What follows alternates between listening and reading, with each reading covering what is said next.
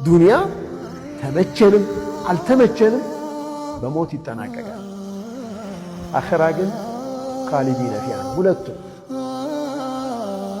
ጀነቱም ኻሊዲነ ፊሃ ጀሃነሙም ኻሊዲነ ፊሃ።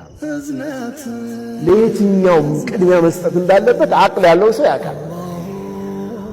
ከዚህ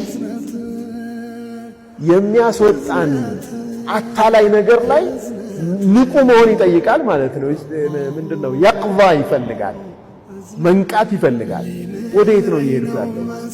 የትኛው ምርጫ ነው ይዤ እየሄድኩ ያለው የሚለው በደንብ መረዳትና ማየት ያስፈልጋል። ሌላ ምሳሌ የሚያመጡት ዑለማዎቹ ዱንያ ፀሐይ ላይ እንደተቀመጠ በረዶ፣ ፀሐይ ላይ እንደተቀመጠ በረዶ ነች ዱንያ።